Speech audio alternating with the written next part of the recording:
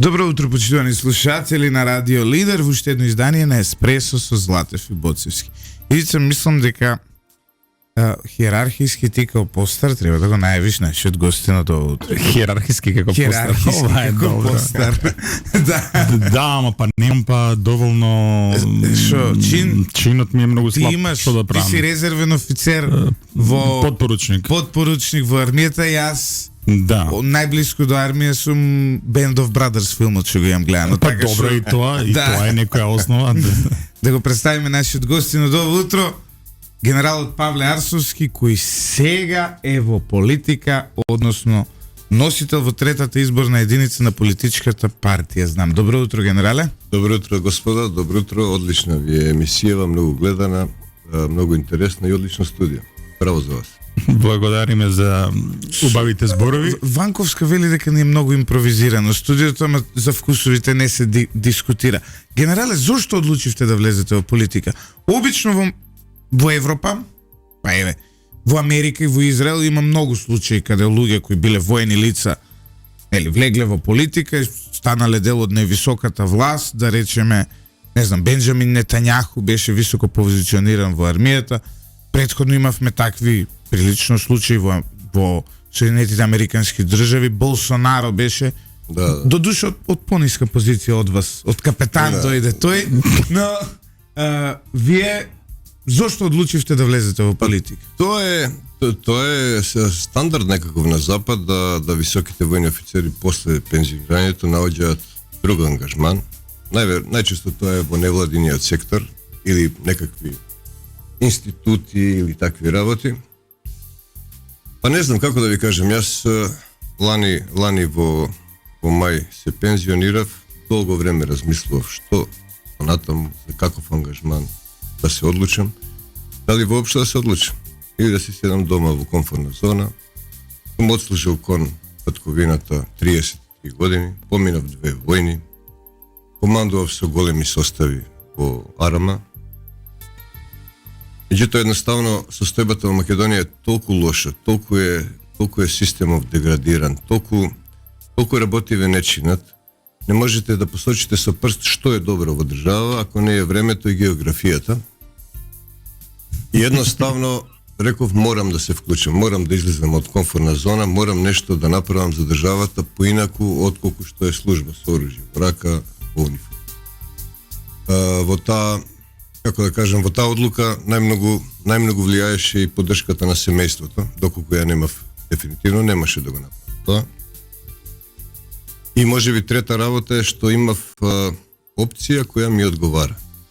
Имав луѓе кои што ги разбирав, имаме слични морални компаси, како што е Максим Димитриевски, и луѓето околу него, едноставно тоа беше нешто што се пронајдов себе си дефинитивно и да ви кажам, многу сум задоволен и ме исполнува се. Предходно не сте биле член веројатно на политичка партија, не сте ни смееле и по закон, и по закон е така да припадници на Арама. До какви опции сте симпатизирале? Чив гласач бил Павле Арсовски? Па можам да ви кажам дека најчесто сум одлучувал моментално каква била состојбата, како што се менуваат работи во држава. Значи вие сте биле од оние неопределени, од оние што казнуваат. Да, swing voters што ги викаат во Соединетите Американски држави. Веројатно против. И сега со овој ангажман во движење Знам за наша Македонија, мислам дека на граѓаниве им нудиме опција, па можеби за прв пат, да не гласаат против, туку да гласаат за нешто за. Додека бевте се уште во армискиот состав, видовме дека политички беше расформирана единицата волци, да речеме, на еден или на друг начин, беа трансформирани, беа правени огромни промени. Како го примивте тоа? Па не би рекол дека се тоа со промени со политички влијанија. Повеќе беше тоа реформа на македонската армија према НАТО стандарди. Значи, тоа беа некакви проекции, колкава да треба да биде македонската армија, какви капацитети треба да има. Така да мислам дека тоа не беше политичка одлука да се расформира полка за специјални операции, едноставно такви беа некакви стандарди, НАТО стандарди за нашава армија како една членка на НАТО во тоа време. Така се донесе одлуката. И сега останавме без нашата воена елита. Па не, тие се тука, само што не се под една команда, него се два, да кажеме, ентитета кои што фигурираат еден покрај друг, самостојно под една повисока команда, тоа е оперативната команда во Куманово, каде што јас бев командант 3 години. Така да тука се. Капацитетите, способностите на армијата се тука. Не, тогаш по медиумите беремо што го читавме, изгледаше така точно затоа и... Пошто јас 10 години служев таму, бев началник за операции за обука, бев и командант на таа единица. Таа единица беше еден одличен војнички строј, одличен строј и функционираше безпрекорно. Меѓутоа, бројката на вкупните вооружени сили во Македонија, буџетот одбранбен, капацитетите налагаат таа единица да се, да кажем така, редуцира. Меѓутоа не се редуцира, батальоните останаа, само командата се трансформира. Ивица? Па добро. Генерале, следи, меѓу другото, завршено ли е прилагодувањето на Македонија кон НАТО? Односно интеграцијата, дали е целосно завршена? Да, ние го завршиме тоа во екстремно краток рок.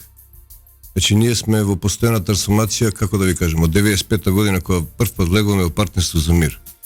Ние сме армија која што ишколувала кадри во НАТО духот, од 95-та наваму. Значи, тие млади луѓе од 95-та, 6-та година сега се генерали веќе. Јасно.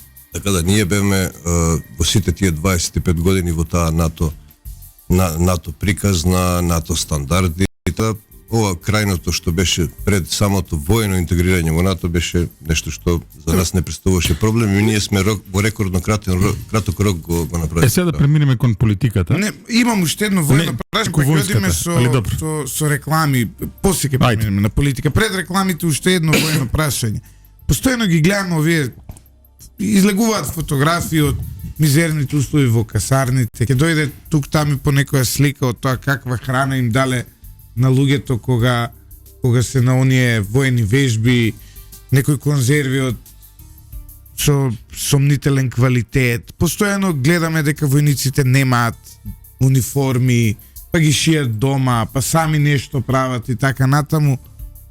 Добро, вие како човек од внатре, како ги доживувавте овие работи додека бевте командант? Додека бевте генерал и додека веројатно day to day се соочувавте со овие работи, да ви дојде војник и да ви побара униформа или да ви каже дека нема униформа или да ви каже дека немал што да јаде утринава. Армијата е скапа работа, али е неопходна за секоја држава која што држи до себе. Точно е дека условите во изминативе можеби 10-15 години беа лоши, затоа што одбранбениот буџет беше многу низок, многу мал. И како што изминуваа годиниве, едноставно тој буџет мораше да расте, така да низ годиниве... Морам да ве прекинам за реклами, се извинувам. Добро. Навистина. Морам ми рекла 10 секунди. Ви должиме извинување, ве прекинавме во делот за ситуацијата на војската. Тоа почнав да го зборам, значи навистина имаме можеби една деценија каде што одбранбениот буџет беше многу мал, мизерно мал. Едноставно не можеше да се армијава да се обскрби со се што е потребно. Како што идат годиниви и откако што влегуваме во НАТО, буџетов е се поголем, мислам дека ние оваа година веќе сме на некои проектирани 2% од БДП за одбраната и верувам дека во иднина ќе се решат сите проблеми кои што армијата до сега ги има. Ајде да прашаме една работа која што остави еден белег. Не очекувавме дека по влезот во НАТО дека ќе видиме политизација во армијата. А за жал тоа не се случи. Да. И не се случува. И во однос на персоналниот состав, и во однос на нешто кое што тука го дискутиравме со многу луѓе, што се однесуваше до злоупотреба на онаа национална процедура за издавање на НАТО сертификати, каде што за жал една цела серија значени личности од македонскиот безбедносен систем, не само кај вас во армијата, тука и во разузнавањето, и во полицијата, па дури и во политиката беа едноставно се обидува да им стават едно црно петно преку злоупотреба на процедура. Тука сме ги дискутирали имињата, Љупчо ги дискутираше исто така на луѓето кои се вовлечени во оваа работа. Генерале, гледате ли вие дека ова епизода ќе заврши, значи дека ќе свртиме лист после изборите на ова злоупотреба на системи кои што служат за нешто друго во ситни политички дневници? Па добра ви е констатацијата, значи политиката во одбраната и во армијата, не само во мандатов на СДСМ, можем да кажем дека тоа започне многу порано и во време на ВМРО, се симнува до едни нивоа надолу кај што не би смело, апсолутно. Овој, да кажем, еднократен процес на НАТО сертифицирање или НАТО потврда на високиот воен персонал беше еднократна работа. И можем да кажем дека на политичка елита им дојде како јац на 10. Едноставно нам не се случи да една НАТО армија, една армија која расте во НАТО стандард од тамо негде 95 година, да од 9 генерали 4 едноставно не ви поминат НАТО сертифицирање или НАТО сертификат кој што е понизок од оној националниот. Јасно.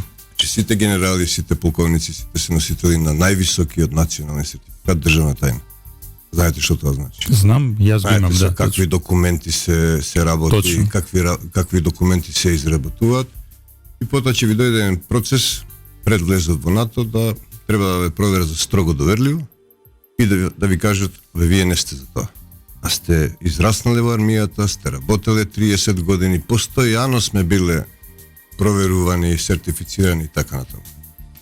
Мислам дека тоа беше дефинитивно злоупотреба на македонските безбедносни служби за да се изврши чистка меѓу можем така да кажем неподобните лица според нив, а дефинитивно големи патриоти, луѓе кои што целата своја младост и кариера ја дале за ова армија, но тоа нека им служи на чест. Ќе дојде време кога некој од нас повторно ќе треба да извршува одредена функција во државата и верувам дека тој НАТО сертификат нема да биде никаков проблем и дека ќе биде да се префрлиме на политика, имаме едно Ова беше прашање некој вид на транзиција, на увертира, нели, кон политиката. Арсовски, имаме едно прашање од слушател, вели, дали во некаква констелација политичката партија Знам би влегла во некаква постизборна коалиција со СДСМ? Движење Знам за наша Македонија е една уникатна партија, да ви кажам, произлезена е од граѓанските здруженија и ако можеме да функционираме во политичкиот систем како движење, ние ќе го направиме тоа. Меѓутоа е многу комплицирано. И моравме да го оформиме политичкиот субјект. Во овој црно-сив свет ние сме дефинитивно една боја, една искра надеж за граѓаните дека може да гласат за нешто што е поразлично и што ветува дека конечно во Македонија работи веќе тргнат радикално, драстично на подобро. Во однос на вашето прашање, ставот на движење Знам беше неколку пати до сега искажен, јас ќе го повторам. Значи со ова политичко раководство на СДСМ не доаѓа во предвид никаква коалиција, никаква соработка после изборите. Пе може на брзина ќе се реформираат. Тоа нема да се случи, пошто гледате листите за пратеници од СДСМ. Тоа не е листа на пратеници, тоа е листа за имунитет на одредени носители на политички функции кои правеле злоупотреби на службени должности, вршеле политички криминал.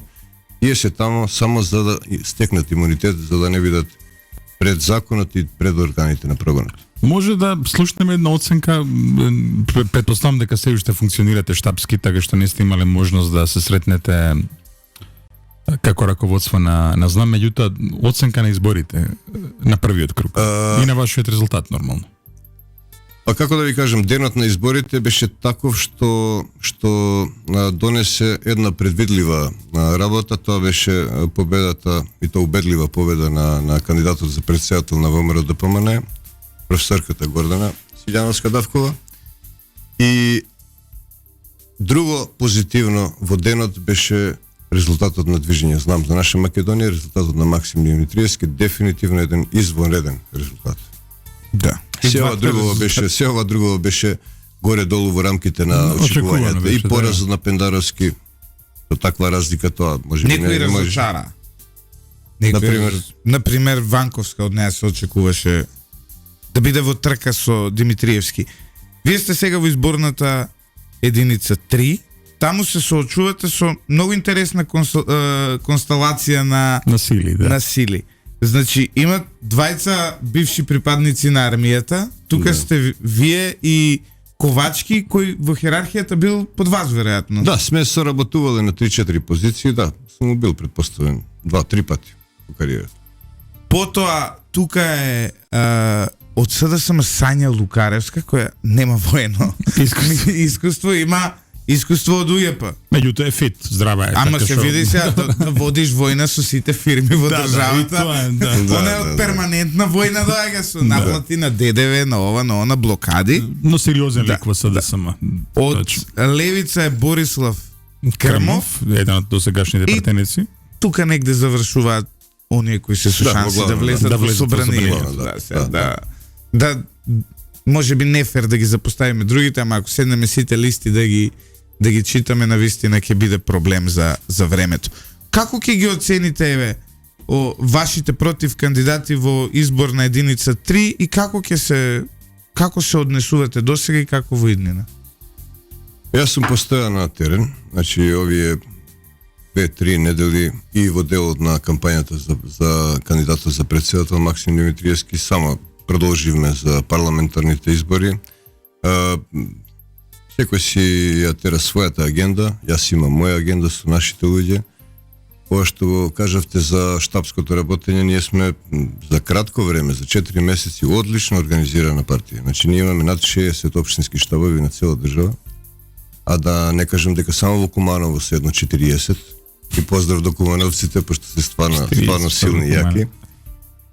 Се покажа сега таму Максим Димитриевски, тој е единствена општина каде што Тоа е победи. бастионот. Ќе ве коригирам, не сме победиле само во Куманово. Ако сметаме во однос на Пендаровски на СДСМ, ние сме оствариле подобар резултат и во општина Илинден, и тоа за некои 400 гласа сме го победиле Пендаровски, Максим Димитриевски го победил Пендаровски, и во Македонска Каменица. Тоа е некој податок што може би не сте го забележали. Па во однос на Пендаровски не сме забележале, но во однос на сите кандидати, нели тука е само Кумано, да, еве ја гледам Македонска Каменица, вие сте второ место, точно. Да. Добро, ние гледавме каде ли е бојата по и во општина Илинден. И во општина Илинден. Ние застанавме кај бојата, се гледа генерал дека иде малце подлабоко. Така, Збор два за вашите против кандидати во тројка. Секој респект за нив. Јас лично и движење знам, немаме намера да критикуваме политички партии, да критикуваме поединци, ние критикуваме политики. И имаме намера да промовираме една нова политичка култура која што подразбира еден дигнитет, достоинство. Јас ги среќавам моите против кандидати низ градовите кај што јас се движам. Значи, потребно е да имаме една политичка култура и да комуницираме, а да се бориме со идеи, со ставови, со програми и така натаму. Добро. А зошто вие кои по потекло нели сте од Гостивар, живеете во Скопје во изборна единица 3? Не дека кај другите партии го нема нели тој Исто пример. Во така, четворка да речеме, па само знам има од четворка Да, што е човек. точно, да. Добро, и левица мислам дека и тој од четворка. Во тројка вие сте доаѓате во тројка од нели не сте живееле таму, не сте од таму. Не сум живеел таму, ама сум работел таму. Значи јас 10 години како командант сум имал состави, сум доаѓал на истокот. Голем број на вработени во армијата доаѓаат од изборната единица 3. Тоа е одлука на органите на партијата. Јас како дисциплиниран човек ја почитувам и давам се од себе и повеќе од она што е можно за да како партија оствариме што е можно подобар резултат. Ако вас бориме за изборна единица 3, да ви кажем, проекциите, прогнозите, анкетите зборуваат дека ние тамо имале еден пратеник од изборна единица 3, а ние сериозно се бориме да имаме 3, а зашто не и 4 пратеници. Имате некој лист со веројатно некои анкети или испитувања кои предвидуваат дека ќе имате 10 пратеници. Не, тоа е анализа на анализа врз основа на резултатите од претседателските избори. Да, од симулација, да. Ја и ти правевме таква. Добро, листа, ова е да. висока бројка. Па Ова е не се висока случило број. до сега да партија, ново формирана партија, во само неколку месеци оствари ваков извонреден резултат. Ја затоа велам дека Максим Добро, Димитриевски имаше беше примери во звезда на минатото денот. со НСДП, да речем Ивица, така? И со демократска алтернатива. Не, ако тргнеме така, Демократска партија 94-та, Сојузна реформски сили 90-та година, значи не е еден, имало серија примери се. Значи, а меѓутоа во конкретниот случај се работи за нешто друго, се работи за обид, предпоставувам, И се работи за 3 месеци. се работи за 3 месеци, се работи за обид не за обично позиционирање, туку обид да се биде нов стожер.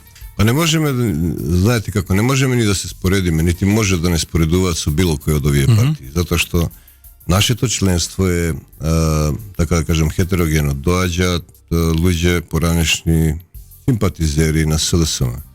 Имаме поранешни симпатизери членови на ВМРО-ДПМН, на други партии. Имаме многу луѓе кои што за прв пат влегуваат во политика. И млади, и во средни години, па некои дури и во подоснежната доба. Значи, ние сме една стварно уникатна структура, зборуваме еден јазик, имаме една идеологија. Идеологијата е Илинден, Асном, Македонија, каква што се формирала и 45-та година, па и 91-та година. Ние сме навистина една уникатна организација. Вие го Ние- носевте и државното име на чинот. Како го прифативте тоа Северна Македонија? Па не ни дојде до Северна, едноставно врвот на армијата и врховниот командант донесе одлука да името Македонија се тргне од униформите. Јас како командант на оперативните сили имав некои мои идеи како да го искористиме максимално преспанскиот договор, пак да останеме тоа што сме, да користиме евентуално кратенка која ни е дадена. Или може Македонија на армии? И МК армии, како што е US армии и така натаму, меѓутоа во тоа време не ме послуша, наредија да се тргне. Што беше куриозитет? Не бев јас тој кој што одлучи. Ја бев последен, ја бев тој кој што може и најмногу бев Најбучен, гласен против тоа. Да, се сеќавам. Моја слика се појави без името Македонија во присуство на министерка во тоа време, на некој настан официјален и ме посочија еве го генералот што ја тргнал Македонија од униформата. Јас кој што година да ја напоминам на Шарпланина, кој што го предводев составот за Тетовското кале, кој што се борев на Шарпланина, јас кој што бев воредно напреден за однесувањето, командувањето, мене некоја политичка партија да ме посочи, а тоа беше ВМРО-ДПМН, например. Значи мене ме напаѓале и СДСМ и ВМРО-ДПМН кога им одговарало. Така да имаше можност да се тоа промени, ама така се одлучи и бидно така. Еве, прашуваат, ке се врати ли името Армија на Република Македонија, АРМ, нели доколку знам стане дел од власта. Интересни прашања од гледачи, ја морам да признам дека работи кои мене не ми текнуваат, еве, они ги Па ние армијата И висока гледаност мораме и Да, тоа да, констатираме. Ние армијата и така си ја викаме АРМ, Македонија си ја викаме Македонија, како што ја чувствуваме, каква што ја знаеме кога сме се родиле, кога сме прозборувале, какво што ја знаат нашите предци, ние за нас Македонија ќе остане Македонија, АРМ, зашто не АРМ? Тоа е тоа. Се морам, се пак се наврати на ова со на армијата, се морам уште некои подпрашања тука да поставиме. Точно е, влеговме во нато, меѓутоа некако срамежливо развиваме на димензија на Европската унија која станува збор за нашата армија. Го следевте овој последниот говор на председателот Макрон на Сорбона. Тој повторно инсистира дека Европската унија мора да добие и свој армиски белек. И на овие институции што се раѓаат во рамките на ЕУ во околу армијата, досега не сме испратиле воената ше при ЕУ. При НАТО сме имале месечно. Мислам, колку што јас знам, мислам не, иако учествуваме во одредени мисии на Европската унија, па таа идеја за европска армија е поприлично стара, веќе 20 години. Се обидува Европска унија како политички констракт да формира своји вооружени сили, таа европска одбранбена иницијатива и така натаму. Па мислам дека е тоа тешко изводливо. Добро е вака политички да се инсистира дека Европска унија како ентитет има сопствени сили, ама како тоа кога истите држави партиципираат со своји единици во НАТО на истиот простор и сега и во Европска унија. Тоа е така еден наратив кој што Кој што е добро да има, да го има поради... Професорка Сијановска која што води, која што делува во предност, вели дека армијата ќе треба да учествува во секоја мисија на ЕУ, макар и символично некаде. Има ли за тоа капацитет македонската армија? Мислам дека има и ние тоа веќе го правиме во одредени мисии на Европската Унија, да. Меѓутоа, она што го кажува Макрон, дека Европска Унија еден ден ќе има европска војска, тоа е, ви кажувам, 20 години, визија е, end goal, така да, дали ќе биде или не, малку е тоа тешко изводливо, затоа што членките на Европска Унија се воедно и членки на НАТО, повеќето од нив. И така, кога спомнавте за НАТО, имам чувство дека нашиве политички највисоки лидери, конкретно од СДСМ и од ДУИ, од оваа актуелна, досега актуелна влада, не живеат во НАТО идејата. Едноставно не се ни свесни дека сме ние станале држава членка на НАТО и да се однесуваат така. Што значи тоа, да го преведеме? Видете, ако сте членка на НАТО, вие сте на масата на најмоćниот војно-политички сојуз и вие треба да разговарате за европските прашања, за европското интегрирање со поинаков јазик, од поинакви позиции. Ние се уште се чувствуваме како да сме пред портите на НАТО и ЕУ, мала држава во подредена позиција, и ние така се однесувавме и кон Бугарија, која не негира, и во преговорите со бугарскиот предлог, па францускиот предлог. Значи ние едноставно не сме излегли од тој шинел на држава која не е интегрирана нигде. Ние сме веќе 2-3 години. Другото, сега граѓаните ќе прашаат, па добро, Арсуски, па кој фајде го видовме ние што сме во НАТО? Знаете, нели, најавуваа инвестиции кои не дојдоа, да бидеме вака искрени, затоа што сме во НАТО, за кога некој инвестира, го интересира колкав профит ќе направи, не дали земјата е во НАТО, да речеме. Еве, компаниите кои ги спомнуваше Заев, Google, Facebook и така, многу поише во Индија вложуваат, која не е дел од НАТО, така и во Кина, која па е, како да кажем, архетип за стратегиски непријател на НАТО, но прашањето е, еве, кој е фајдето, еве, добро, окей, имаме армија која е интегрирана во НАТО, геополитички сме се определили, и тоа е се во ред, но во нашите секојдневни животи ниту НАТО не храни, ниту не брани. Апсолутно ви е добра констатацијата, ама е во насока на ова што јас го зборувам. Значи, ние со зашленувањето во НАТО, ние една стратешка цел 92 година донесена во собрание ја исполниме. Мако трпно, со големи жртви, со големи отстапки, со Преспанскиот договор.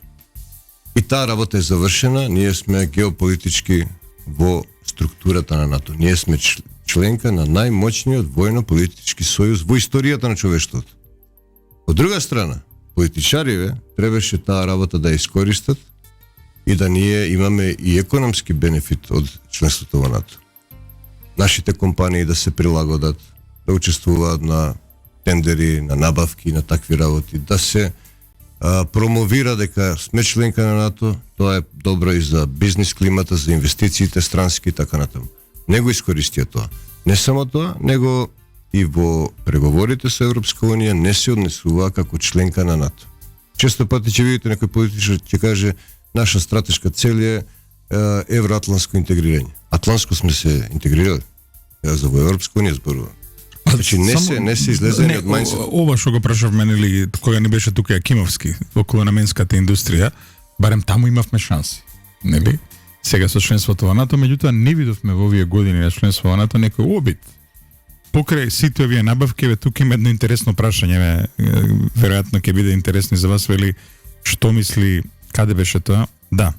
Дали генералот го споделува мислењето на Ковачки дека под водство на Славјанка и СДСМ армијата станала транспортна компанија како ДХЛ затоа што се има само камиони и транспортни хеликоптери, меѓутоа под прашањето тука е сите останати кои влегува во НАТО го искористија тој момент, меѓу другото, да се обидат, да вдахнат некој живот во нивните наменски индустрии, во партнерство со американски, некој униформа француски... да се шиевме, нешто, се не тенкој немаш да направиме. Што се случи тука? Нашата наменска индустрија е уништена за 20 и нешто години. Меѓутоа, не се работи само за наменската индустрија. армиите се големи потрошувачи на се што не е само оружје и униформа. Логистичките компании, се она што и треба на армијата, големите операции, вежби, тоа се повлекува огромни финансиски издатоци кои што нашиве компании како би можеле да го нудат на НАТО армиите или значи не се работи само за производство на муниција, оружје и униформи. Кога една армија ќе трне или една армијска единица ќе трне во одредена активност, еве да кажеме сега релативно е тоа, ама вежбовна активност. Тоа повлекува огромни финансиски издатоци, компании, логистика, се она што и треба на една армија. Така да ние имаме компании кои што може да одговорат, меѓутоа не беа подготвени, не беа добро информирани, не беа упатени како да аплицираат. За тоа зборувам. Ивица, одиме со уште еден блок на реклами по кој ќе се вратиме. Го продискутиравме целиот тој дел и со околу позициите геостратешки не знам, но на крај ајде да видиме програмски што ќе понуди знам на Македонија. Тоа е последниот, третиот дел од нашата емисија. Кратка пауза за реклами, се враќаме за 2 минути. Спомнавте дека со ова раководство на СДСМ не би правеле коалиција, не би соработувале. Дали би соработувале со ДУИ? Ако веќе сега ги анализираме сите, дај да видиме. Видете, Движење Знам за наша Македонија има намера во евентуални преговори после изборите, ама после изборите ние настапуваме сами, храбро, одиме на избори, а бараме поддршката на граѓаните. Преговорите ќе зависи прво од бројот на освоени претеници, од резултатот. Ќе зависи од тоа дали ќе понудиме декларација за македонско национално единство и интереси пред се на македонскиот народ, идентитет, континуитет, јазик, култура. Тоа се некои услови кои што се првични. Трето би била програмската определба, меѓутоа знаеме и јасно кажуваме веќе неколку пати дека нема да влегуваме во никакви изборни или коалиции или комбинаторики во кои што би се појавил како партнер ДУИ. Дефинитивно сметаме дека ДУИ треба да оди во опозиција, треба да се реформира, затоа што ДУИ во овие 20 години и со СДСМ и со ВМРО ДПМР е генератор на политичката корупција, на кршење на овластувањата, на партија која што едноставно ние со ДУИ едноставно не сакаме да разговараме за било каква коалиција. И тоа е јасен став на Движење Знам и така и ќе биде. Ова го афирмира вашиот став од војната. Да, добро, од другава страна имате команданти од УЧК, од оваа страна имате командант од Арама.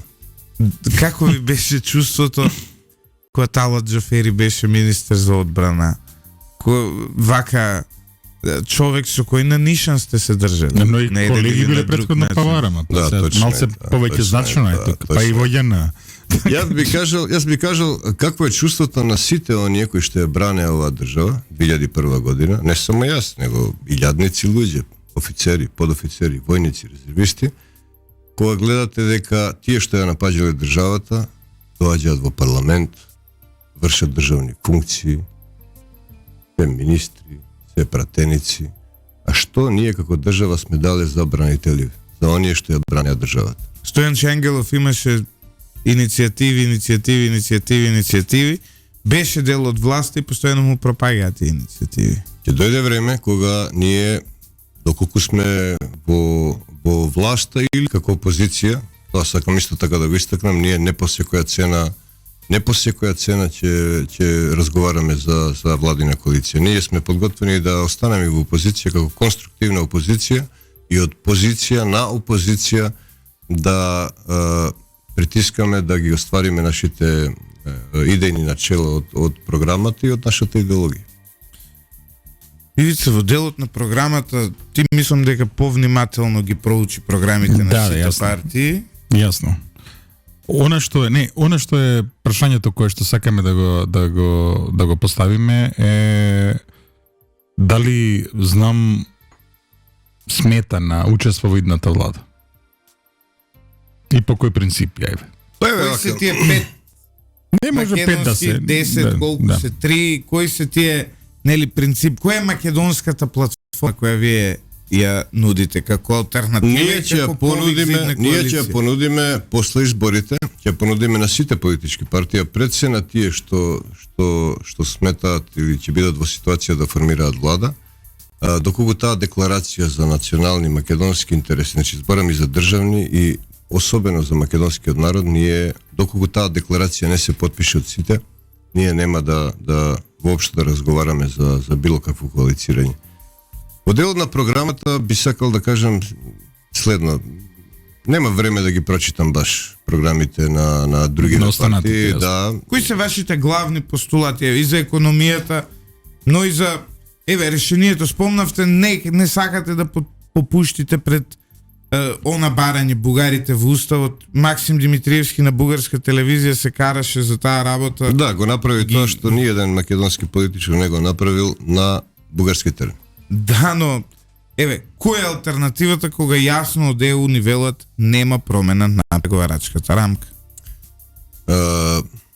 Парадокс е кога партиите на власта, пред се СДСМ и ДУИ, постојано ве прашуваат што сега вие ќе направите, јасно кажете.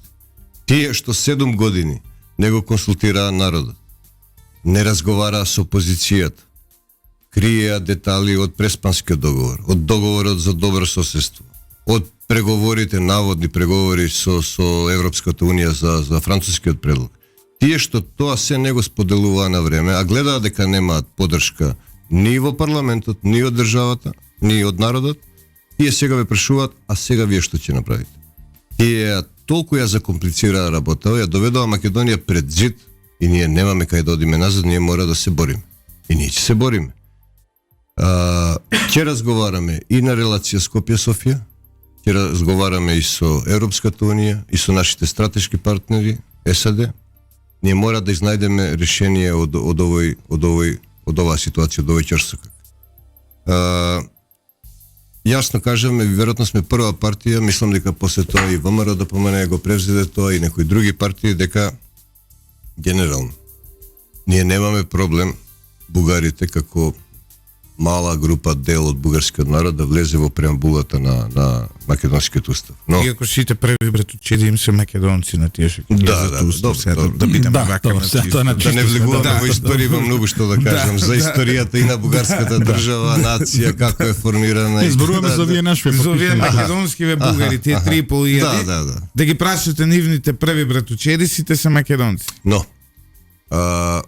ова е билатерално прашање како услов ставен, кој што нема никаква врска со Европска унија, со вредностите, со Копенхаген, апсолутно.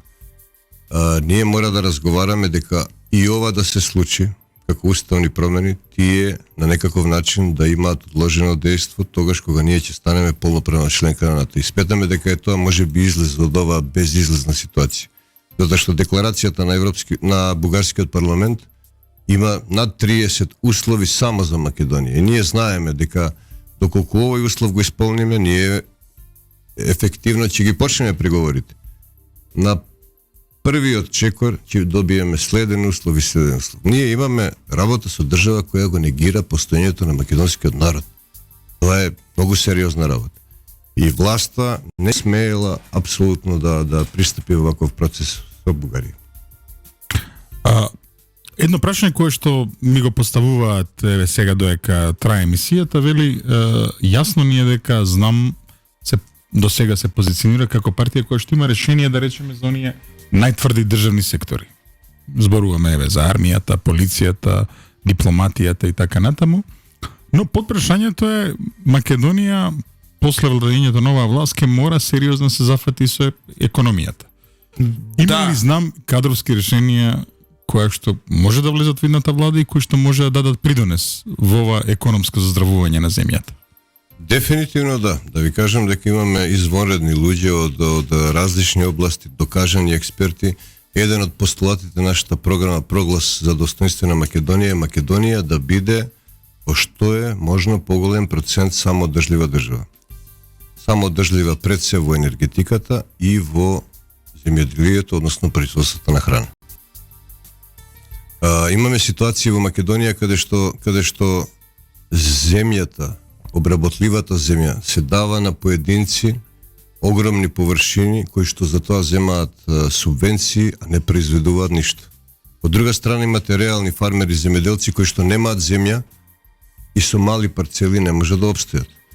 Ние имаме намера дефинитивно да направиме една комплетна реформа на сите сфери на живење и пред се на земјоделието, економијата, енергетиката. Имаме конкретни проекти за енергетиката, за земјоделието, имаме луѓе кои што знаат што зборуваат, знаат што пишуваат и доколку бидеме во ситуација да практикуваме власт, ние ќе се бориме тоа да се спроведе. Во делот на програмите само би кажал, не ги прочитав сите, кажа веќе, меѓутоа ВМРО ДПМН имаше 7 години, долги 7 години во опозиција.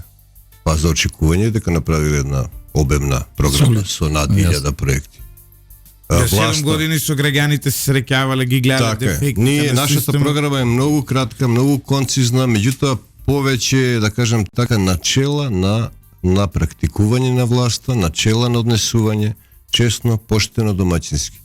И верувам дека движење знам за наша Македонија. Прво, без нас нема да може да се формира стабилна влада.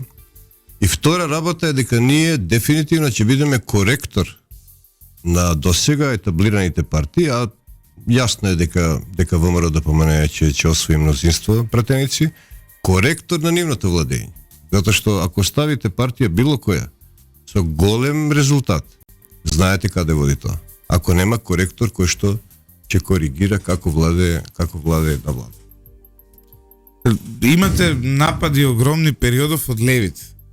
Еве, последно прочитав некој од високите функционери на таа политичка партија напишал дека вели знам дека Америка направи оваа партија за да не биде левица Raising Старот, односно да не биде левица партијата која ќе пробие во третиот блок, која ќе биде третата партија. После има уште неколку ставови кои ги афирмираат позициите на Максим Димитриевски од време на промената на името. Има цела една пропаганда на левица против вас. Зошто доаѓа ово? Од каде доаѓа ово? Како да ви кажам, ние прво водиме позитивна кампања. Ние си ја гледаме нашата програма, нашите луѓе, комуницираме со граѓаните и гледаме само право, само напред. Ние сме партија на центарот. Партија на центарот. Имаме голем капацитет за привлекување на луѓе, симпатизери, разочарани и од левата и од десната опција, и голем дел од оние што не излегуваат да гласаат или се неопределени или немаат за кого да гласаат. Ние за кратко време и на анкетите веќе бевме трета политичка сила во македонскиот блок. Ние на овие избори не само што го потврдиме тоа, него имаме намера веќе на следните избори локални да бидеме и втора сила во Македонија. Така да кој губи се лути. Ние немаме што да правиме со таа нивна нервоза. Тие си имаат своја идеологија, ние имаме наша. Ние не ги напаѓаме нив. Ние образлагаме наши... Гледаме дека во оваа кампања и ВМРО ДПМН е нешто многу него напаѓате. Нормално се тоа подсетуваме на владењето на ВМРО ДПМН пред 7 години, тоа треба народот да го знае, дека и тогаш имаше големи аномалии, затоа и падна владата, затоа се случи шарена револуција. Значи треба народот да памети, но дефинитивно новата влада ќе мора да работи честно, домаќински, одговорно, и ние ако сега не искористиме како граѓани оваа шанса и ако не го поддржиме движење Знам за да биде на вистина коректив на било која нова влада, ние во Македонија нема да имаме друга шанса. Мислам дека ова е одличен крај на емисијата. Мислам дека имаме уште 5-6 минути, Ивица, така што да не му ги одземаме. Да не ги одземаме, добро, затоа што пораката беше пратена. Да, пораката е таа, но мора да продолжиме сега. Имаме многу теми за Ајде. За дискутирање. Арсовски, како гледате на ова постојано од страна на владеачките партии, постојано инсистирање дека тие се за Европа, а сите други не се. Дека тие го имаат ексклузивитетот да бидат нели проевропска партија, другите не смеат и не можат да бидат затоа што нели наводно се антиевропски. Од друга страна самата власт па не може 81 пратеник да обезбеди за промена на уставот, а е толку многу европска. Таа риторика или сте со нас, или сте против нас, или сте наводно за ЕУ, или сте против ЕУ, тоа ме потсеќа на риториката на болшевиците 1918. Па и на Мусолини тамо негде 30 години. Тоа не е добра риторика. Нема партија во Македонија. Нема човек во Македонија кој што не се чувствува европеец. Ние не само што сме донели декларација 92 дека стратешка цел е интегрирање на Македонија во ЕУ, па ние сме лулка на европската цивилизација. Ние овде од Македонија. Така да таа риторика дека тие се за ЕУ, а сите други не се, таа е апсолутно неточна риторика и мислам дека и на народов му е веќе преку глава, затоа што тие има 7 години да направат се Европска унија да ја донесат тука. Кои ќе кажат одиме кон ЕУ, ние не одиме никаде. Ние ќе си останеме тука кај што сме над 2000 години. ЕУ доаѓа кај нас. Ние треба европските вредности да ги направиме тука. Не одиме ние никаде. Ние сме тука, генерации се тука и нашите деца дај Боже да им створиме услови да останат тука. Добре се, со оглед на процесот на иселување кој е голем, ние имаме индивидуално пристапуваме, почнуваме преговори со ЕУ. Да ви кажам, во изборна единица 3, да, тоа иселување сегде во цела држава, ама во изборната единица 3 на истокот тоа е страшно.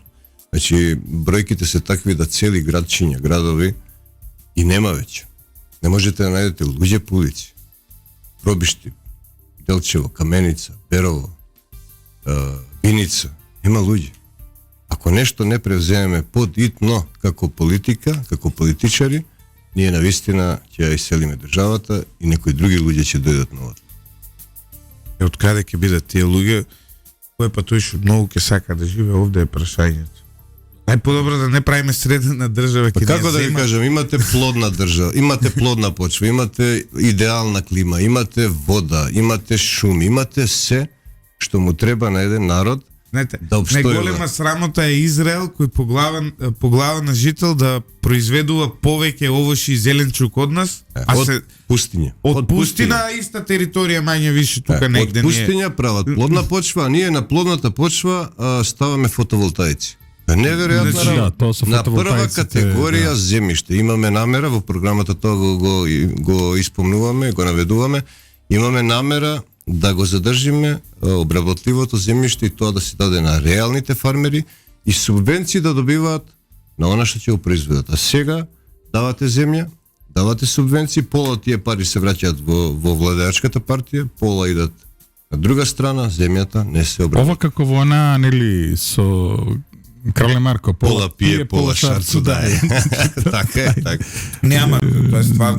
Во Македонија имаше неколку бизнис трески изминатите години. Првата беше производство на марихуана, па после тоа улета крипто и некако истите луѓе беа и во едното и во другото. И сега третава која од истата бранша е фотоволтаици. Се си истите луѓе во сите три гранки. И сите патишта водат кон Струмица. Сериозни сме во намерата да преиспитаме кој тоа давал дозволи, да на категорија прва и втора земјиште, кој тоа дозволил да се градат фотоволтаици. И ќе бараме одговорност за тие. И дефинитивно земјиштето мора да се врати во првобитна состојба за обработување на земјоделието. Дефинитивно.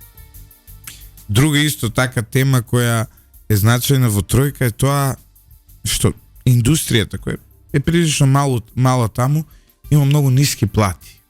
Многу мали плати. Генерално луѓето, се замислете, работите во тешка физичка работа, во некоја конфекција или не знам, кожарска индустрија и така натаму и земате плата од некој 20 на 22-3 колку е таму 21.000 денари плата. Абе чекај земјата која треба попладне да ја обработувате. А ваму трошоците ви се големи. Откупните цени не ви се загарантирани и така. И еве ако сакате да го регистрирате вашиот автомобил, сега е тоа 15% поскапо. Денес баш ќе идам да регистрирам. Сега татко ми кажа околу, вика бе поскапе таа работа. Да, инфлацијата ги изеде па до 50% примањата на луѓето. Ние имаме народ сиромашен и несреќен и апатичен и движење знам се обидува да ги крене, да им даде искра надеж дека во Македонија повторно ќе живеат среќни и насмејани луѓе. Срекни, насмејани луѓе преголемо... Забележувате негде пака насмејан човек по улица која се движите? Во главном се замислени, во главном се... Го зборував ова еднаш во подкаст, пак ќе го кажам, дочекав 30 души да чекаат пред мене во пекара и никој да не рече добро вечер и ви благодарам. Општа култура. Може да замислите колку е паднато тоа ниво. Значи состојбата во Македонија е критична и е крајно време нешто да се промени на подобро. Ние, да искористам една реченица да им познат филм, ние нема да издржиме уште една зима вака. Значи мора нешто да промени. Добро. Сега идеме вака на крај со една провокација, ќе се вратиме пак на почеток. Обично кога луѓе од армија влегуваат во политика, нудат дисциплина. Овој Соковачки беше вие нудите среќа. Како успеате толку кратко сте во пензија, толку брзо не, дисциплината не ме напуштила. Јас многу учам од моите сопартици во движење, знам, па веројатно и они нешто учат од мене. На истокот вамо сме од таа највојничка изборна единица, како што ја нарекуваат, ние сме баш онака, војнички организирани, за почеток одлични, а ќе бидеме и понатаму уште подобри. Не нудиме ние среќа. Среќа е крајна состојба. Ние нудиме работа, ред, дисциплина, поредок. Кога тоа се ќе функционира во државата, ќе имаме луѓе со добри примања, со луѓе кои што може да си приуштат нешто повеќе него сега и луѓе кои што на крај ќе бидат среќни и насмејани. Ја и Ивица имаме една девиза, не прашуваат многу политичари, викаат, добро, зашо сте стајали у 8 сабајле да почнува емисијата? Знаеш, секој сака да си поспи и така натаму, ние велиме, човек што не може у 8 да дојде во емисија, не може да ја води ни државата. Така. Ако не може да станете на време у 8 да дојдете во емисија, одлично, не може ни да ја водите државата. Одлична поента. Така што, да бидам искрен, согласно нашата уредувачка политика, овој дел станување во 5 и бричање е... И работниот народ е веќе поодамна на работните места. Добро, сега скопската интелектуална класа и политичка елита не станува пред 12 и тоа се гледа. Има. Па добро, затоа и државата ни е ваква. Да, така изгледа. Мене ми е тоа страна, јас цел живот од 14 години сум војник. Можете да замислите кога станува еден војник? Во просек, во 5. Додека работев активно како командант, значи ја 5-5:30 бев станат, половина час до 45 минути пред сите вработени бев на работа, во мир и тишина да исчитам се што треба да исчитам, и кога ќе почне работниот ден, почнува динамика и вие немате време. Значи, секогаш доаѓав порано пред сите и заминував подоцна сите. Прав лидер, така. Будењето на војската кога е? Сега војската е професионална, нели си доаѓа на работа, почнува од 8 до 16 часот, но будењето беше 5:30, одма од кревет право на вежбање, на 30 минути, па средување, миење, туширање, па доручек и во 7 сатот се крева знамето и почнува денот. Се залагате за повторно враќање на војниот во некоја форма, не е битно. Во некоја форма, да. Тоа е едно прашање кое што барам можеби повеќе време за образлагање. Ние како држава уште тамо негде 2003 се определивме за целосна професионализација на армијата и тоа така функционира, само доброволното служење функционираше. На младината во Македонија им треба малку... И свирачите страдаат поради ова, пошто нема банкети. Не, видете, која брани државата во случај на воена? А и ова во Украина видовме конвенционалната војна не е мртва, така? така? Постоечката, она мирновремена армија, таа е мала, професионална за извршување на работи и обврски кои во мир. Кога ќе дојде време на криза и војна, тогаш се крева резервни состав. А резервниот состав како ќе окренете ако младинава немала ни основна војничка обука од, што знам, 2 месеци. Мене ме викна таму средно нешто, подпишав. Тоа е прашање за дискусија во општеството. Да, и како тоа да се организира и дали сега сите да бидат опфатени. И ако ви кажам дека додека служија воен рок во оваква едно мултиетничко општество, тоа беше многу позитивно и од социолошки аспект.